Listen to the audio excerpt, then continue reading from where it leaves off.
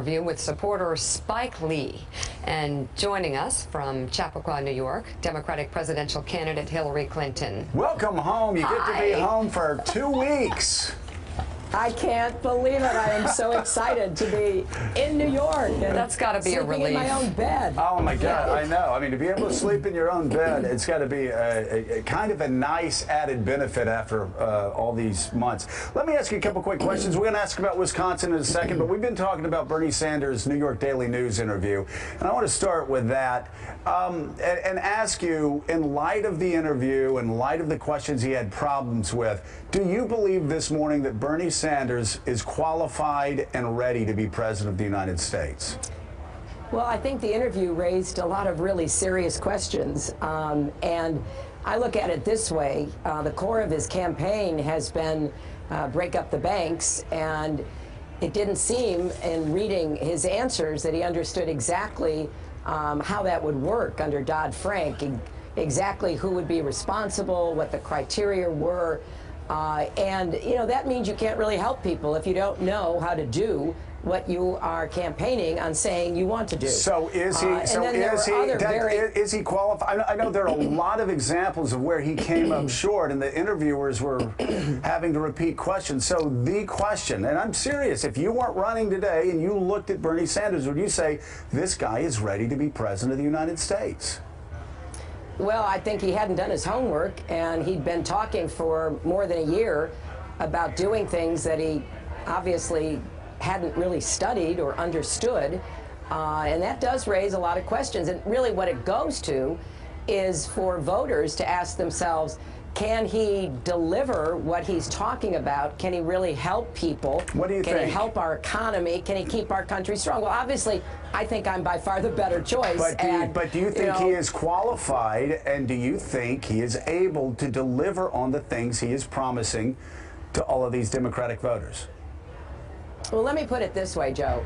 I think that what he has been saying about the core issue in his whole campaign doesn't seem to be rooted in an understanding of either the law or the practical ways you get something done. And I will leave it to voters to decide who of us can do the job that the country needs, who can do all aspects of the job, both on the economic, domestic issues and on national security and foreign policy. So, Secretary Clinton, clearly some of the exit polls last night, and also the Bernie Sanders movement, these rallies that get these tens of thousands of people. Of course, there's a question as to whether they show up at the polls, but he's been doing well so far. How important are the members of the Bernie Sanders movement as you move forward and as you start to close this gap between you and him completely and rule him out as your opponent and win the nomination? How important is it to attract those voters, and how do you intend to do that? Well, I think it's really important, and I do intend to reach out. I think we're in a very good position. He had a good night last night, and I give him credit for that. But I'm still significantly ahead in the popular vote, about 2.5 million more votes than he has, and significantly ahead in the delegate count, which is something that really is what's going to matter at the end. You know, I remember back in 2008, I had a series of spring victories, but, you know, President Obama had an insurmountable lead, and it stayed that way. But at the end of it, I said, look, we are going to join together to elect Barack Obama president. Yeah. I made that very clear. I endorsed him. I nominated him. I told my delegates that they should support him. And I'm hoping to unify the Democratic Party at the end of this process when I have been able to clearly achieve the nomination. You know, I was watching an interview that you did with Katie Couric, I think it was 1992, and you were saying some of the same things you were saying now, especially when it pertains to breaking down barriers, especially for women. When you look at the young women and the young people who are, you know, all going toward Bernie, how do you attract them, and why haven't you been able to so far? Because you have been saying, you have had a message that would resonate with them. Look, I think it's exciting to be, in effect, protesting. I remember I did that a long time ago when I was in my 20s, and I totally get the attraction of this. And in all the research that I have seen about who is supporting Senator Sanders, a lot of the young people like both of us. They really like me, they admire what I've done, what I stand for, and they really, really like him. So I'm not as worried as the numbers might show about how he has attracted so many young people, because I think that it is important to bring them into the process, and I give him a lot of credit for doing that. My argument basically is, look, we are electing a president and a commander-in-chief. We are electing the Democratic Party standard bearer to go up against whoever the Republicans wind up nominating. And we really need to be sure that we elect someone who can walk into that Oval Office on January 20th, 2017, and start making decisions about people's lives and livelihoods. And when folks look at that, I feel very confident, both in the nominating process and in the general election. So is it time for Bernie Sanders to reach the same conclusion, the same very difficult conclusion that you had to reach in 2008? That I've made my point, I fought the good fight, but now, if I go forward, it's going to hurt the Democratic Party. Is it time for Bernie Sanders to end his campaign, unite behind you so you can focus on Donald Trump or Ted Cruz?